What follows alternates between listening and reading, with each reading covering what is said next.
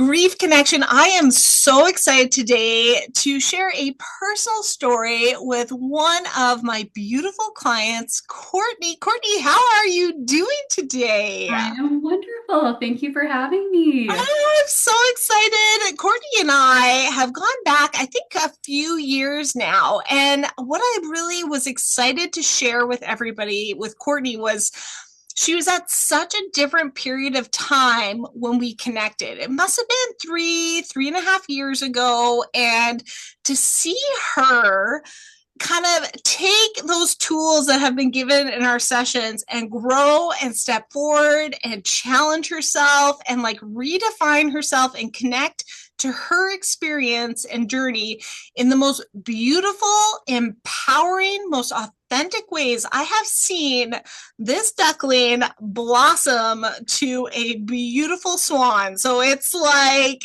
I couldn't be more excited to share your voice with the Grief Connection community. Courtney, let's get into this, my friend. I want to go back and take people to who you were and your experience kind of growing up, because I guarantee it was very different to where you were at the beginning of our connection points. Yeah. When I think back to who little Courtney was, I think back to a little girl who grew up in a pretty chaotic environment. My dad struggled with alcohol addiction, and it was very chaotic anytime he was around. He had a lot of struggles of his own. I actually have a lot of empathy for his journey. The rock was definitely my mom and my grandparents on both sides. They provided that stability and kind of sense of routine, which I'm very grateful for. But little Courtney, I think I strived a lot for perfection because I just thought that was a way to one, stay in his good books, maybe to get attention from my dad, or so I had my head in a book. I was a little nerd. I studied all the time. Tried to get hundreds in absolutely everything. No And pressure. yeah, and I think I just thought like that I could control school and I could control learning. So that gave me a bit of a feeling of control in my life where I maybe didn't have that at home when dad was there. That's So, interesting. So it was like, yeah. I love that you had some foundational pieces. So Yeah. you had something to reference or navigate off of, because when you have something that's unstable in the home environment, it really shifts how we connect to things and how we experience things in life. And the Yeah. fact that you really recognized you do have aspects you can hold on to and build and be received for, that's pretty interesting right off the hop, because that's a pretty strong foundation to your journey and your path. Yeah.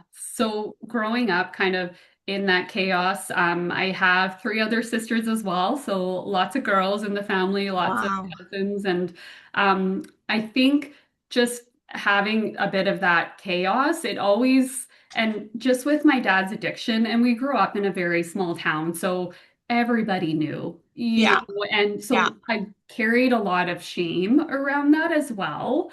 Not so much now, Yeah. because I can recognize why he had his struggles, but just carried a lot of shame. And I really, really, I didn't have a voice. I just Yeah. kind of kept things in. And I can see some of that stuff carrying into, adulthood and feeling like I had to grow up way too fast. There's a Oh, bit of like, oh, I wish I didn't have to like see some of the things I saw, hear some of the things I heard, but also like it did shape who I am as a person, and it ultimately shaped like how I parent now too and some of the choices I make. So that's so significant, because I think a lot of people get stuck in the I wish and they don't realize how much it was a catalyst of their change and how they defined and showed up in their experience. And especially when it comes to parenting and family. Does that make sense as well?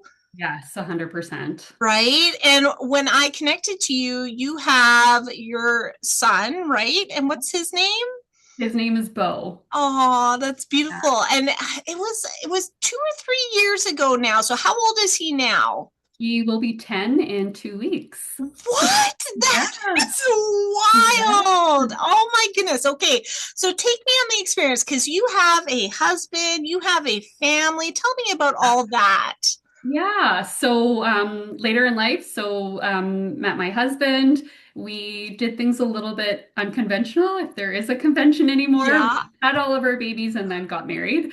He has an older daughter, so I have an older stepdaughter, and then we have a 12-year-old daughter together, and then our son who will be 10. So, Wow. and a That's dog. amazing. That's busy. Yeah, it's our little chaos, but I like it. That's amazing. Okay, so and there's something really special about your son, which I have to say, I think it was very early on that I connected to his heart because to me, his heart is so beautiful and radiant. And not that the other children's aren't, but he has a very unique journey in this life experience. Are you able to open up about that? Yeah, so it's very interesting that we're having this conversation today, of all days, because 8 years ago today, he was officially diagnosed with autism. So this is his like diagnosis day anniversary that we like to celebrate and acknowledge. So tonight he's getting McDonald's because that's what he wants. That is So incredible. So yeah, that is divine, and that is yeah. what we call as a psychic medium a synchronicity, and that is an alignment and a reason to reinforce the power of our voice. So like that is really cool that all of a sudden I picked this date and you were like, oh, look at that.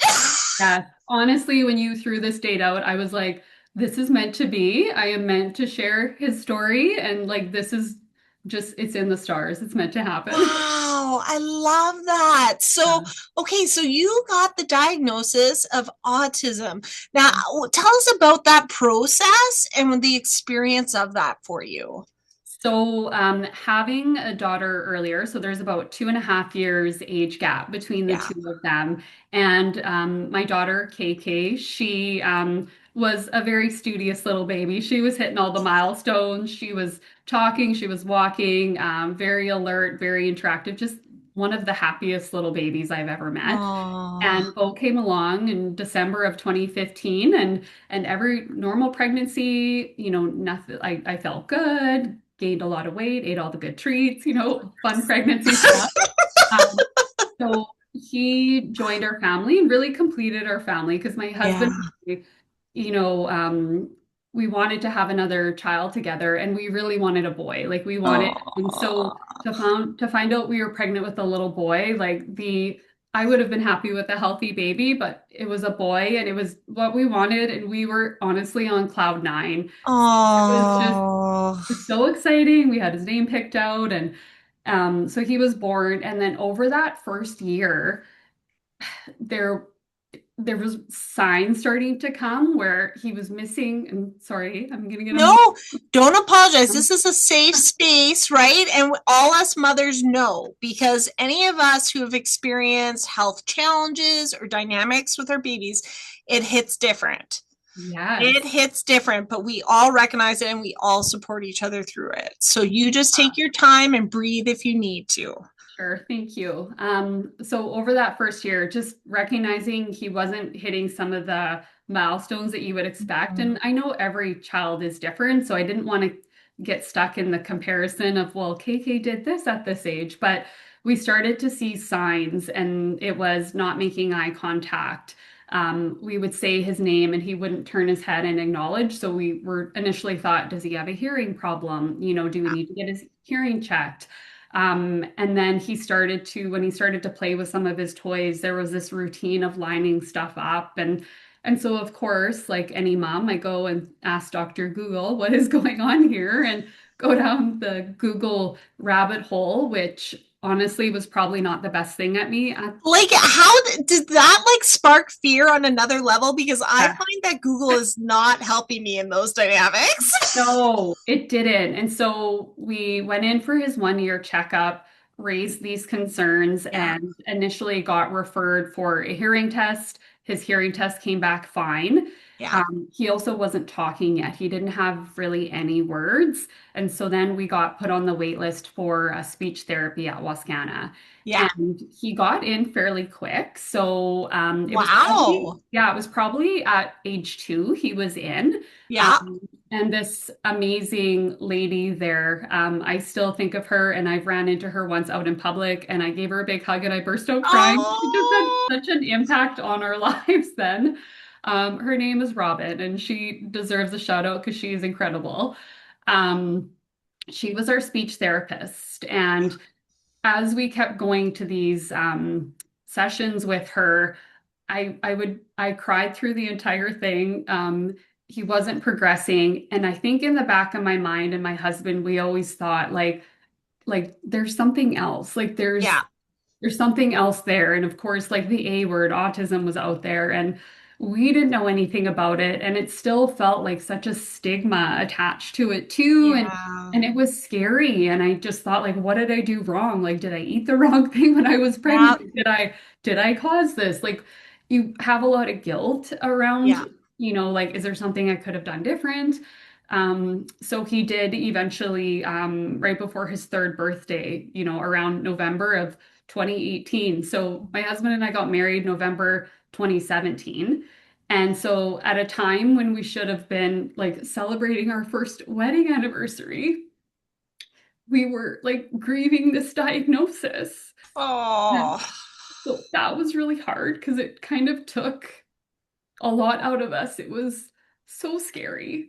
Um, But at the same time, it was also really good to get answers because at least we knew what was going on. yeah. There was a path forward to Yeah. support them and to figure out, okay, what do we do next? And Yes. I still remember the psychologist when she was giving us the news and gave us the report, like, I don't think I heard anything beyond he has autism, level 2, he's nonverbal, and he also has a global developmental delay. And I just like I still get emotional about it. Yes, because it puts up so many blocks for you, the dreams, the hopes, the experiencing of parenting. We have all these fairy tales and we Yes. forget that the child has their own unique path in this. Yes. And so it took, like, I think that first year was just pure grieving. And it was like just grieving the son I thought I was going to have, the life I thought I was going to live. And like, we had visions when we're like, we're having a baby boy. My husband is very much into baseball and hockey and reffing and all that. And like, I can't speak for him, but I can only imagine he was like, oh, I'm going to have like my little twin, my little, and Yeah. it just felt like that got ripped away from us, and Oh. it was hard.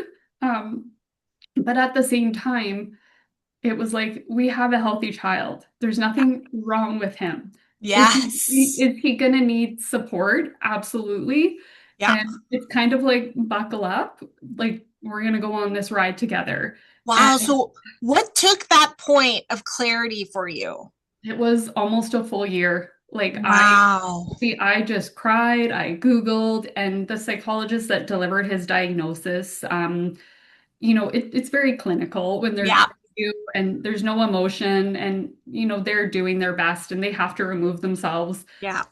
It really felt like he didn't have a future. There was no, like, he's never going to talk, he's never going to be able to live independently. And so I think the weight of all of that, like, it took me, I couldn't talk about it at work with my colleagues at the time. Like, it was shortly after that. So he got diagnosed in November. I was set to start my graduate studies program in January the next year. So there Wow. was just this weight of what am I going to do? Like, can I handle this? And I made the decision, yes, I'm going to continue on. And again, I reverted back to that childhood. I can control that. And so Yeah. aced all my grad study stuff, even navigated all of that. So Whoa. yes, but it gave me something to focus on other than like grieving this like loss of a Yeah. family I thought I was gonna have. Yeah. And so that full year, he's gotten so much support. Like the autism community, and like I can't say enough good things.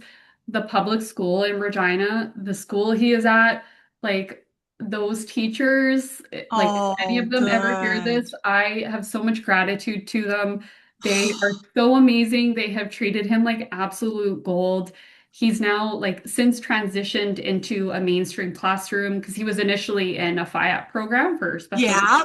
kiddos. He's in a classroom full time, still gets additional support, but like Courtney, that's talking, amazing. I That is know. amazing because that was my question. Like, were you able to find supports? Because Yes. I know just in my personal journey, you're so isolated in it and trying to find somebody who understands your struggles, Yeah. understands the grief, understands the frustration or the heartache because so many people want to define it or redefine it for you or reframe it for you. And it robs you of your emotions in that experience. Yes. And I think initially when he was diagnosed, I felt, and my husband too, like we just went into like, we want to bubble wrap him. We want to Yeah. take him. We know how cruel and mean it can be out there. It's hard Yeah. enough to be a kid nowadays with social media and all of that. Yeah. Excuse me. But so, and I was not ashamed of his diagnosis. Yes. No, nobody's Nothing at receiving that. all. Yeah. But I almost felt like very protective in that I like Yeah. had to like explain his behavior. And then once I got past that, like he is who he is and I love him and he is amazing. And I don't need to make excuses for, some of the repetitive things he's doing. If he's Yeah. rocking or stimming or whatever, like he's regulating himself. Like he's Yeah. doing it at 3 years old, and I can't even do that as a 40-year-old woman. That's amazing to have that support from a parent. Yes. Oh, that's Oh, incredible. And that's incredible that you can advocate for that for your yeah. son. And I think once, we got past that really first hard year, and then it was like slowly and then like gradually and then suddenly, because he started to have a couple words, then it's like, oh my gosh, like full-blown talking. His level of comprehension is coming up now, and it's actually like I'm just so freaking proud of him.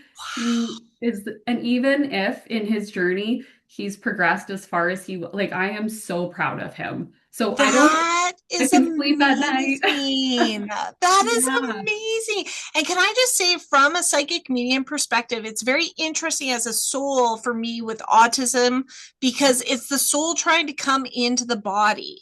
Yeah. It's just the way it connects and experiences life in a different, and there is no hindrance on intellect. If anything, they are hyper intaking at a level most of us cannot comprehend. So Yeah. for people to have a stigma or a lack of understanding, their intellect is on another capacity. They are taking in five things at once, whereas Yeah. we can only do one at a time. Yeah. That's amazing. And so he's thriving. He's doing so good. He has such a special relationship with both of his sisters too, which is Wow. so amazing. Like I love watching them together. They each have their own unique relationship and they just love the shit out of him and he loves the shit out of them. Ah! So it's awesome. That's incredible. So you're going through this progression, you're supporting your son, and how is the work life for you through Oh, this? Because there's probably a lot of different dynamics. I know it impacts your work life, how you can show up and what you receive there when you're going through so many challenges at home. yeah. So it definitely impacted work. A lot of it was I couldn't show up fully myself. And at the time, and being a perfectionist and holding myself to such a high standard, I also wasn't giving myself the grace that Yeah. it's okay to not be okay today.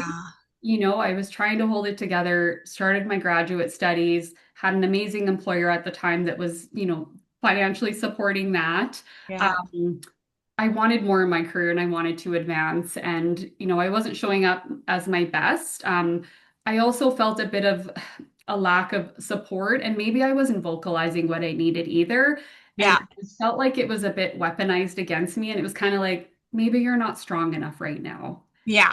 And so I completely lost my voice. I Wow. became a shell of myself. I I literally wasn't myself. I don't know how else to describe You it. handed that over to somebody else to define it, hey? Yeah, I lost confidence. I lost my voice. I almost, it sounds cliche, but I didn't recognize myself. I didn't, Yeah.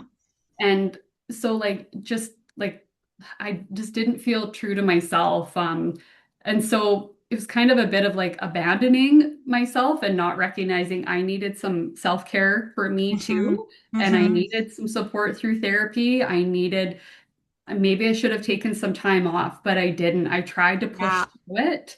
And in retrospect, like I didn't handle it well. I did make the decision to move on to another employer.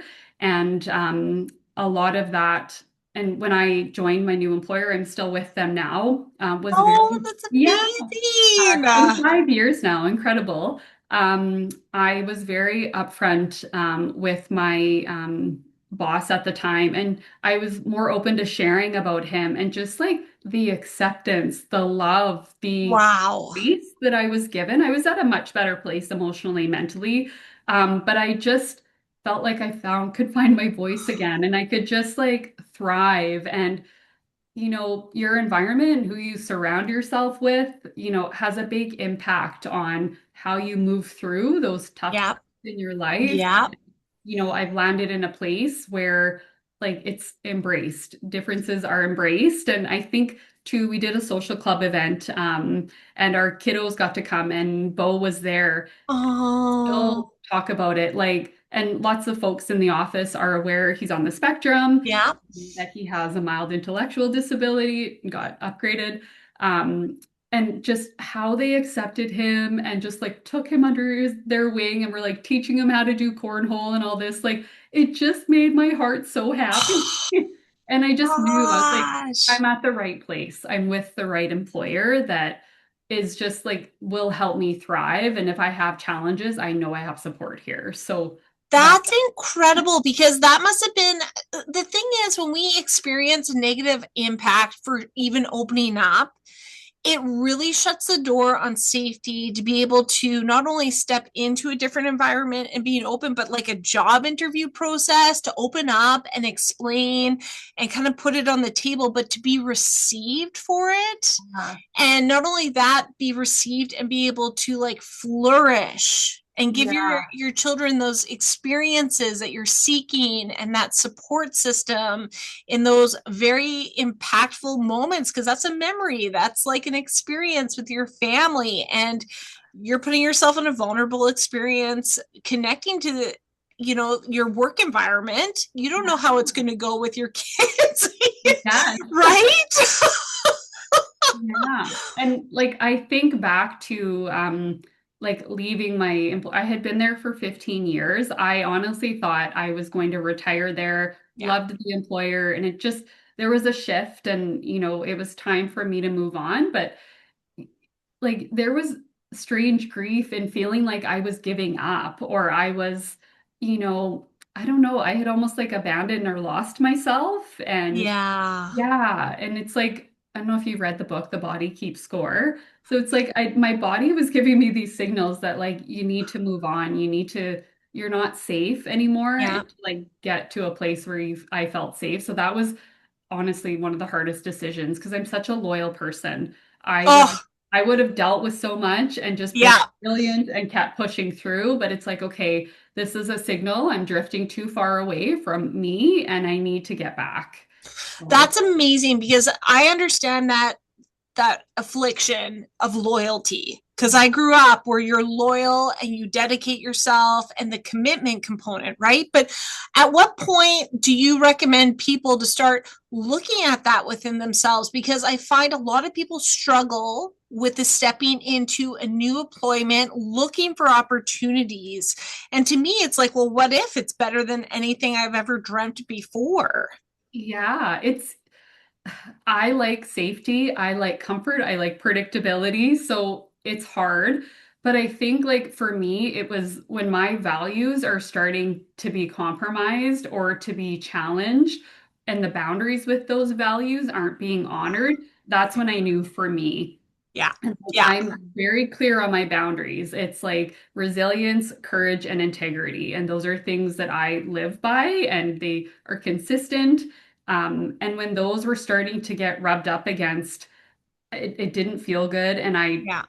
yeah, so I knew it was time for me to go. So yeah, I'm not sure if others feel the same, but And do you find that when you found the right place to kind of grow and foster at work, that it flourished into your family experience? yes, I was a much nicer person. Ah! And you take work stuff home, Yeah. unfortunately, and it's again cliche, but it's almost like you treat those that are closest to you the worst because you know they'll still love you, you know. And I Oh, wasn't showing up as a mom. I wasn't showing yeah. up as a wife, as a partner, as a friend, and it's just and you don't feel good about that. You know it's happening, but you're almost justifying it because you're wanting to feel valid and getting angry, but that doesn't help anything. So, Yes, I love this. And I can't tell you how many people are going to relate to this because these are the things that we all navigate through our journey, especially with family and children. It is a lot. So yeah. now the family dynamics, you guys do have some different aspects that are not only just with Bo, right? You guys are blending a family together. We do. So when my husband and I met, his daughter was 3. So we've Wow. been in each other's lives. She's 16 now, so 13 years, which feels like forever. So really like been in her life for like a long time. Yeah. And I give kudos to anybody navigating blended family dynamics. It's hard. It's so hard. And It does not get the voice that it needs, honestly. oh, and I think there's a bit of, you picture what you think it should be. You really try to like make things harmonious, and sometimes it doesn't work, and that's okay. Yeah. Like another person's experience isn't going to be like yours. There's a lot of things in different contexts that come into play. And I know in ours, it's been like this over the years. And as somebody who strives for structure, routine, Yeah. predictability, just and wanting to have things organized and planned, thinking my intentions were coming across in a good way, they probably weren't received like that. And in hindsight, like, I was trying to force something that I didn't need to force. Yes. And Yeah. that's the thing is like we have control how our household Yeah. functions. And we want that second piece, that extension of our family to be able to function with both sides. But sometimes we have no control over that component. We have no control how they receive it, and we don't have the ability to convince them we're safe to co-parent with. Yeah. That's And hard. There's grief with that. There's yeah. frustration. Well, there's like a bit of when I think of like blended family or my experience and grief, it's, I really had this picture of harmony and that Yeah. like I could be friends, I could do this, we could hang out as parents, we could, Yeah. and to not see that kind of transpire, like I was kind of grieving, like, did I not try hard enough? Like, what am I Yeah. doing wrong? But sometimes things just aren't meant to be, and that's okay. Like, letting go of what Yes. you can't control. I deeply wanted that harmony, but I had to make a decision to just like completely take a step back and not be involved anymore. And while that was challenging, because my husband's not the best planner, he's not the Yeah. most organized. What? Yeah, I love him. I love him, but like we all know, mom runs the household, Right? you know? So that was challenging and it still is sometimes, but at Yeah. the end of the day, as long as my stepdaughter is happy, she's getting the connection and family time she needs when we're with her, she's safe, she's, loved. That's Yeah. what matters. Oh, That I love forcing that. yeah, the forcing a relationship on the other side, that's not what matters. And Yeah. so I really had to step away. And it wasn't about like rejecting or anything like that. It was really just about like protecting my own boundaries, um, and being okay with being the villain in someone else's story sometimes. That's okay. Yeah. Like Yeah. we Well, just and that I think is huge to state. Let's really look at that, okay? Because it's okay to be somebody's villain in their story. yeah. We don't have control over that. And the thing is, if you show up the best version of yourself, eventually that story gets broken and fractured and seen as for what it is, because usually there's behavior or tendencies or lenience towards that with other experiences, and allow people to see the truth of whatever version they'd like. Let Yeah. you see that for yourself as well. Yeah.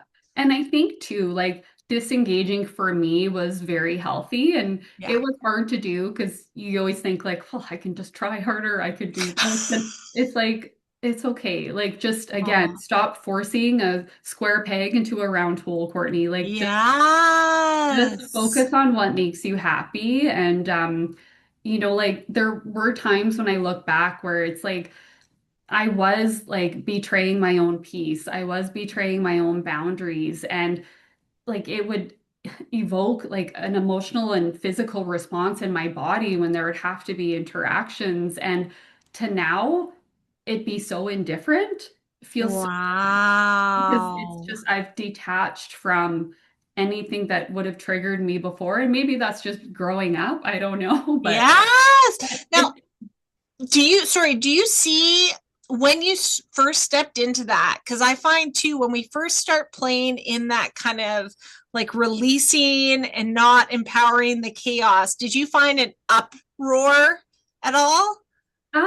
If A it did, kickback? if it did, my husband didn't tell me, which is probably Good. good. Which was probably good. Good. Yeah, and there were times throughout the last few years where I was like, should I reach out? Should I just like bury the hatchet? And I'm like, but I have buried the hatchet on my end. Like I am Yes. indifferent. I wish everybody well. And again, my focus is not on forcing a relationship. It's on making sure that this young lady is happy, she's safe, she's healthy, and she has a Yeah. that's what matters. That's amazing. And did you see a lot of benefits from this in her?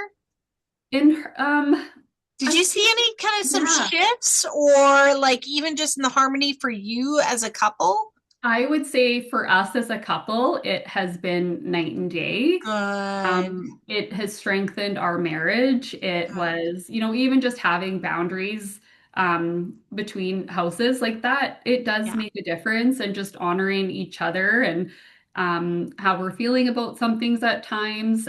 But also just, you know, when you feel like you're living in drama and chaos, you're almost attracting more or seeking it out. And to Yeah. step away from that, it's Yeah. like, okay, this feels good. Yeah. No, it's I've had two marriages with blended families now, and it is very challenging. And I find the struggle not only is with the two family households of the children, it's also the families understanding it, because my family hasn't had a lot of divorce or separation, whereas the other connection points have. So then the holidays became so challenging, and the experiences you really want to have normalized are always tainted by the back and forth or lack of understanding or communication. And I love that you were able to find a way that navigated best for you in your household, and that is something that people I encourage to look at, Yeah. because there is always a way to just shift and navigate so that somebody else is supported a little bit differently. Exactly. And it's just like sometimes you just have to put your ego aside too. And it's like, not my monkeys, not my circus. Yeah. This is okay. Yes. And And not to yeah, take the reflection of the things that we would handle differently as a reflection of us. right. I Yeah, think that's where some of the fear is some of the reflection being put on us, when really we have to look at what we do have control over in our experience. well, and So you're that's, navigating that through that whole time. We've been navigating adding kids to our family. We've been navigating Bo's diagnosis, career oh, changes, graduate studies. My dad passed. Like, there's all these other things going on in our lives that it just all compounds. yeah. And I Yeah, guarantee there's probably not a lot of perspective for people outside of that, because again, people have a limited access to these experiences.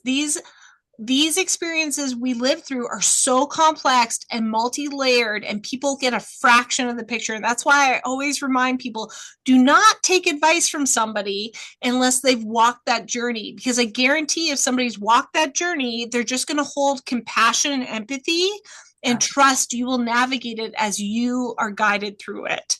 absolutely. Yeah. Wow. Okay. So through that, you mentioned that you were also navigating your father's transition too. So when did that come to play? My dad passed in March of 2021. So I shared earlier he struggled with addiction for his entire adult life. I'm not sure when it started. My parents they got together as teenagers. They got pregnant very early. So by the time they were 18, they had a newborn.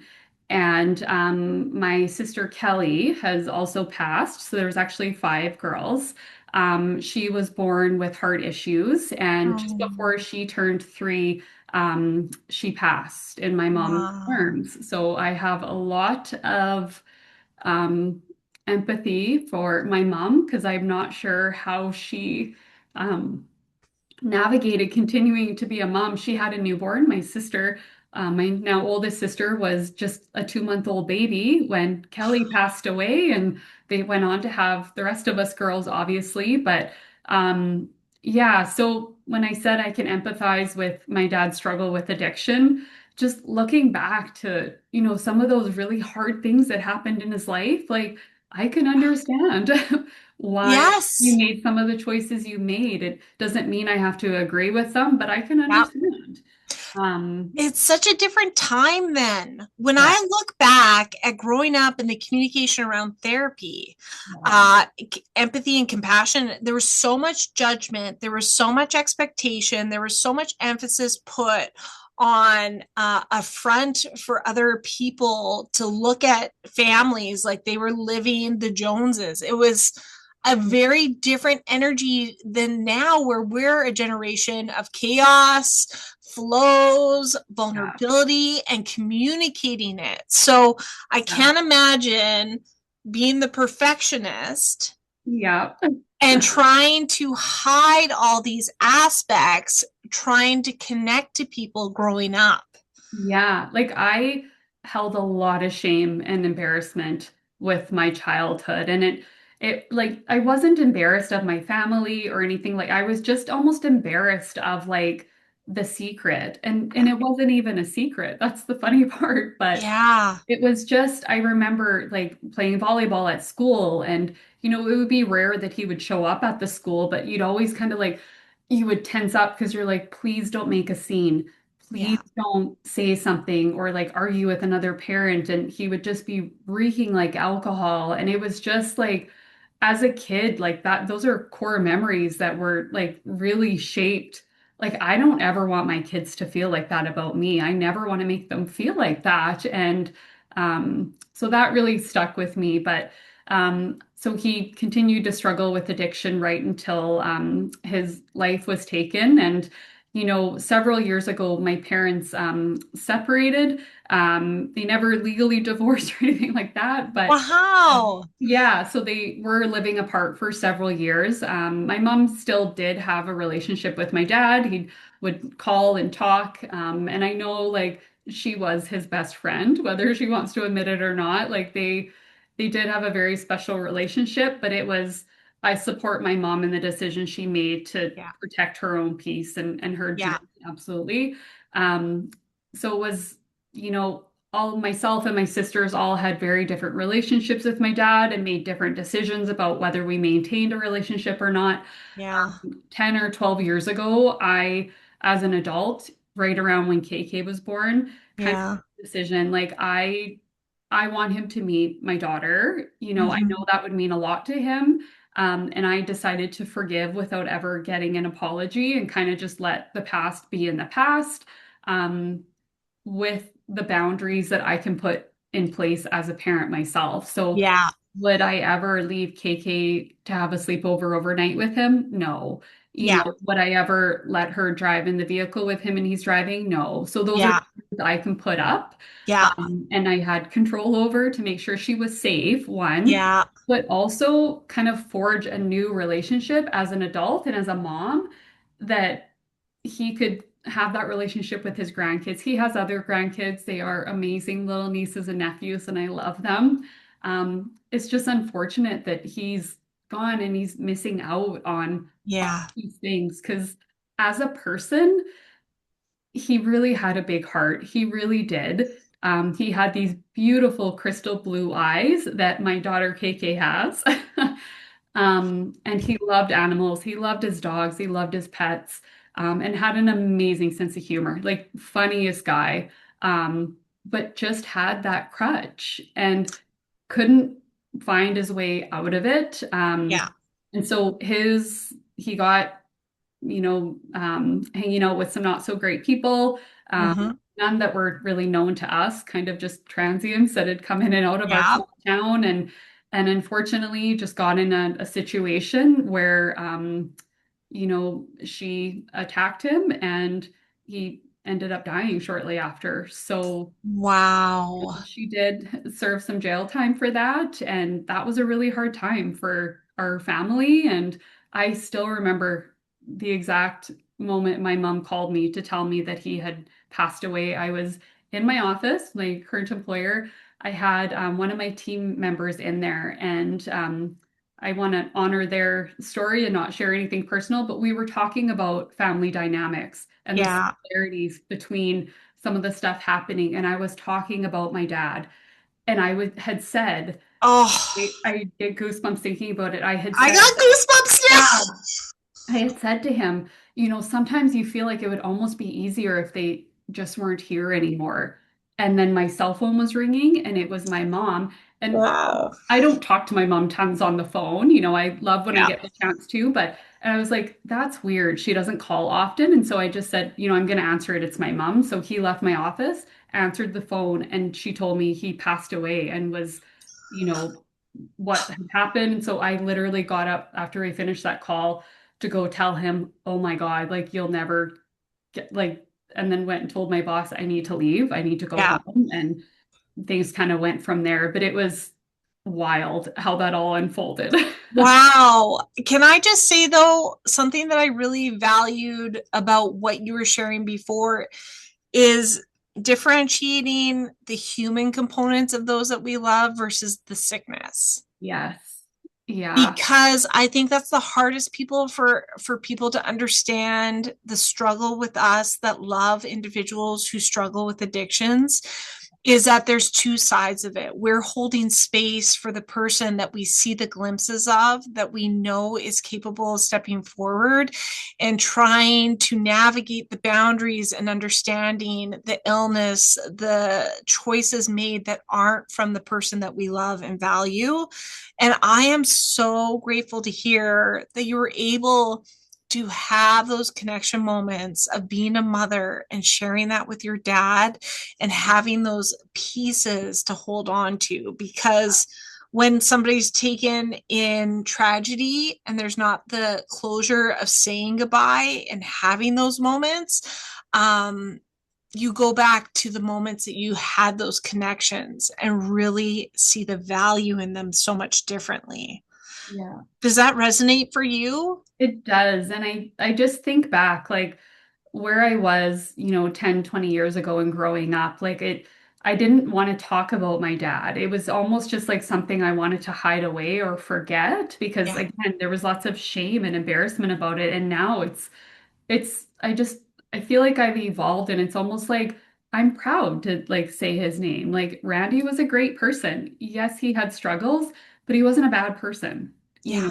And I think there's a lot of like ways you can connect with other people because it is amazing others that I've talked to, whether it's at work or outside of work, like how much addiction impacts so many people's lives. And Yes. you never really know what people are going through. So to have lived through that and give people grace when they are navigating those challenges, I think Yeah. has made me like a better leader, a better person. And, Yes. you know, Yes, because to me, addiction is pain, pain that is unseen, Yeah. unvocalized, unhealed, not knowing how to step forward with that wound of our heart completely open in this world and nobody being able to connect and support us the way we need. But it's just pain, and we all have pain. So when we have empathy and compassion for that, we can understand it differently. And so, like with my dad, and I think lots about him. And I even have every morning I drink my coffee out of a Montreal Canadiens mug because that was his favorite team. And I feel like I'm having like my morning coffee with dad every morning. And, it feels good to be at that place where you feel like you can honor him in a way that he deserves. Because I honestly don't think he felt like he would have deserved some of that if he was still here. Because That's he had his amazing. own shame, but I think a lot about childhood and like grieving and being a bit resentful and angry at times in the past about having to grow up in that chaos and like, why can't you just stop? Like, Yeah. why aren't we good enough or Yeah. okay for you to stop? But and then as an adult and his life being taken, unexpectedly and tragically, it's like you're grieving, like, well, now he never got to meet Bo. He doesn't get to come watch KK play hockey. He doesn't get to like meet and watch his other grandkids play sport. Yeah. You just feel robbed of that, Yes. So And so as somebody who understands this too, I found that when I did become pregnant, I hoped it had like an understanding of your childhood experience. yeah, And instead it had a counteractive of like more anger and yeah, more frustration, and you kind of like unleash this grief within that yeah, is tied to a lot of anger that's suppressed and hasn't actually been vocalized. But then as you go with time, you get even more empathy and compassion because you go later on and the grief actually vocalizes and comes out and is able to kind of decompress, and you can get back to understanding the vulnerability of being a parent too. yes. Do you find that was an experience you went through as well? Yes, and I just find like finding my voice and talking about it more is so healing in itself Yeah. too. Yeah. Whereas like I would almost have a lump in my throat, even with Bo's diagnosis, I couldn't talk about it. Like I couldn't vocalize if I wanted to. Yeah. And then the more it was healing in a way. And Yeah. like you don't realize like other people are going through this too. And if you share your story and Yes. connect with it, it's like you really don't know how much you're helping others. And you can see the other side of it. And again, that healing part of like talking through it is I find very Well, nice. let's dive into this because this is something that a lot of people that come to me really have challenges with. And energetically, it shows up as a huge cement block in our throat chakra, Yes. right? And I remember that feeling in my path. And it's interesting because I find when we start like honoring it, it comes out a little bit chaotic. It Yeah. comes out like stuttering and unsure. And then I find that individuals around us either like lean into it or attack it. And Yeah. when I got to a different period in my journey, I saw the people that attacked it never had the ability to self evaluate, to look, and to grow, Yeah. because I started like defending and arguing and trying to have my truth seen by these people who just were determined to judge. Yeah. And you kind of want to retract when you go through that experience because you're like, well, maybe I'm giving too much and this and that. But then you get the people who hear you Yeah. and still are struggling to have their voice, but they come to you and they're like, thank you. Yeah. Did you experience a lot of that stuff as well?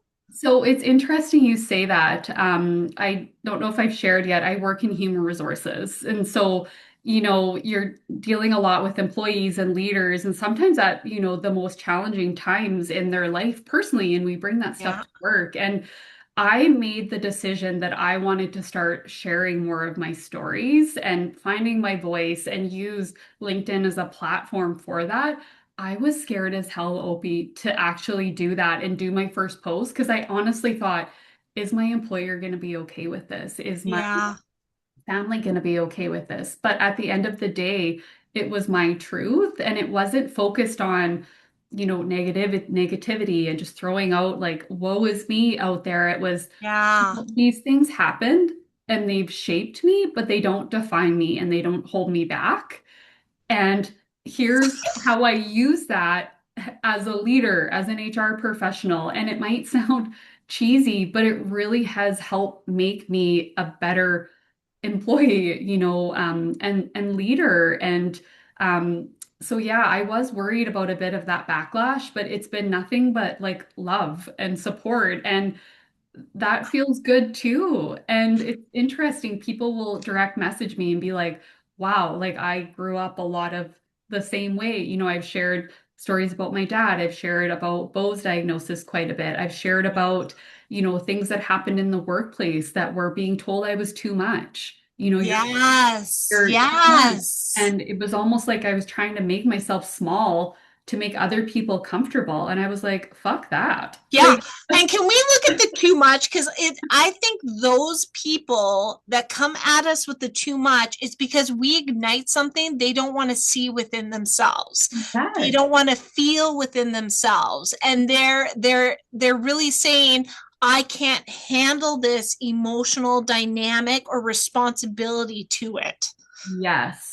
So let's not empower those because they are the robbers of empowerment and truth and us growing and learning together. Yeah. And How does it feel? How it does it feel, Courtney? it feels good and it feels like I said, like you picking this day and just talking about all of like it just feels so kismet. Like it was meant to be here today, meant to be talking about all of this. And it's just for me another step towards finding my voice because I still, and I've said this to you in calls before, I still feel like I have so much more to give and so much more to do in this life and in this world. And like I feel myself being pulled towards the things that I'm meant to be doing and my passion. And that just feels so aligned and so good. Like I feel genuinely happy right now. You feel Oh, I am good. like so proud. Can I just say, like when Courtney and I first connected, I just remember the most fragile woman on the screen, and your shoulders were down, and you were hunched over, and you could barely look at me. And all I wanted to do was reach through that Zoom and just hold you. Aw. I remember just deeply wanting to hold you and just make sure you knew that there was hope, Yeah. that everything could get to a place that you would be strong and empowered for. Yeah. And every time I get excited that we get to connect and I see this woman just blossoming and your whole world transforming, and all I see are these unlimited possibilities for you now. Yeah. And I just want to say that is because of your determination of never settling for anything less than who you are in this world. Yeah. And I just really want to celebrate you, your husband, your children, and your family in this. Yeah. Because it's really something that I need people to understand.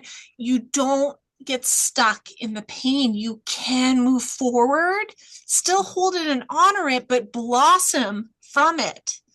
Yeah. And like healing is messy. And like when I think of like Yes. it's grief is layered. It's like there's just it comes and goes, but we talked about values earlier, and for me, it was like courage, like standing my ground or setting those Yeah. boundaries up or like finding my voice, even when Yeah. my voice was shaking. Oh, Yes.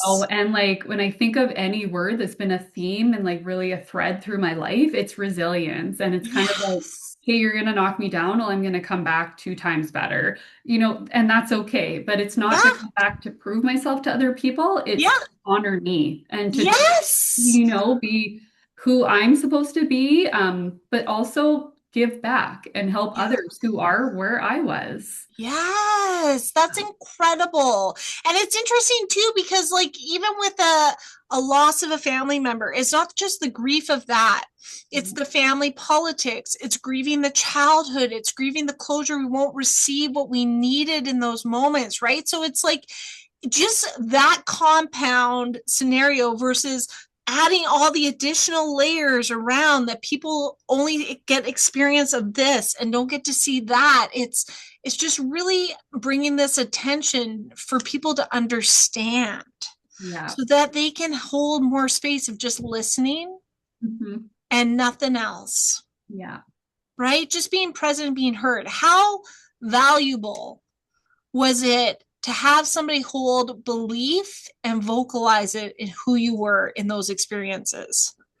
So valuable. And I can think of five people right off the top of my head that like were there, supported me, and whether that was like a coach through work, you are one of those people. I know, I think you've had her on one of your podcasts, Tara. Oh, She would be one of those yeah. five people. Tara's Um, amazing. yes. And just different people that really, you knew you could go to without Yeah. judgment, but really believed in you when, I didn't Yes. believe in myself. So, Oh my God, Courtney, that makes me so happy and so proud. And I'm so grateful you had those pillars around you to help you find your north when it was hard for you to see that star. yeah. Do you know what I mean? And I think so many people are going to benefit from connecting to you. So, are people able to find you on LinkedIn? Yes, you can look me up. My name's Courtney Gaudet on there. So, Good. And we can definitely leave that in the comments below. And are we going to start some more social media and different things? yes, hopefully in the future. So, stay Oh, we'll tuned. add that as soon as we can. Yes. So, now listen, I want to ask too, what do you think grief has really taught you personally about yourself? I think grief has taught me that I can handle more than I think I can. Mm, And that it's okay to give myself grace to feel it and like to heal it too. You beautiful. know? That's beautiful. Yeah. And grief, I like there's going to be lots more stuff that comes up in life, but I do feel like I have such a solid foundation now and I'm so confident in just who I am and what I stand for and what I won't stand for that that gives me a good foundation, and have a good family support behind me I for that. love So, I love that. And then what do you think you needed from people around you through these periods that you weren't able to receive, just so people can be aware of their actions and choices? yeah, I needed to safety and security so Hmm. that I could talk about it, so I could open up instead of feeling like I had to be the strong one all the time. Yeah. So I needed to be able to break down and I needed my husband, I needed whoever around me, my boss at the time, I just needed somebody else to step up so that I could sit down because Wow. needed to sit down, but I felt like I had to continue to try to control everything and, but I needed to sit down before I fell completely over. I know that's such a weird analogy, but it's the only way I can describe it. I needed somebody else to stand up so I could sit down. Like I needed their, Sometimes you need the permission. You yes. need permission that, hey, I'm taking this over. I need you Yeah, to take care of yourself. Because yeah, the thing is, I really see this in women right now, the overachievers. People yeah, just start expecting and they don't all of a sudden recognize, wow, she's asking for support right now and doesn't have a safe place to receive it because she's always been it for everybody else. yeah, yeah. So And it's giving that permission to like have space to be present and heal and take things off of your plate. yeah. And That's really big. And recognizing that and just feeling okay to talk about that stuff, like that has done wonders in my marriage too, right? Oh, good. Like, I need to feel safe. I need to feel secure. I need you to handle this. And to like have that partner pick it up, you're like, Yeah. okay, I can trust you to do this. Thank you. So, Oh, yeah, that's amazing. And then what is the biggest thing that you want people to remember you for? that is a really hard question.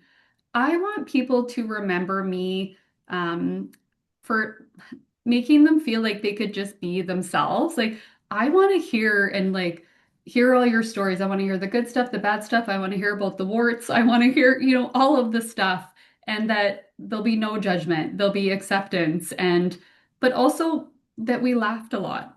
We can Oh. joke around and yeah, like I want to leave people and leave places and leave the world better than when I came into it. You know, I don't want to take, I'd rather give back.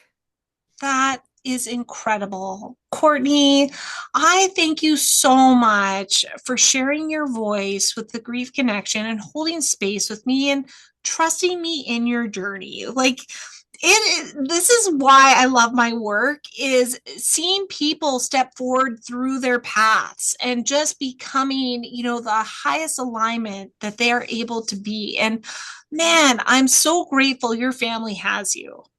Thank What an you. incredible voice to be supporting and guiding them through this path. But if anything, I'm just so grateful to hold space with you, my friend. Thank you. Likewise. Oh, well, listen, everybody, I want you to make sure to leave positive comments and, share the impact that Courtney has shared with you. And I will leave the LinkedIn so you can connect to her on there. And until our next time, Grief Connection, thank you so much for joining us. And Courtney, I hope you have a beautiful day. Thank you. Bye. Bye.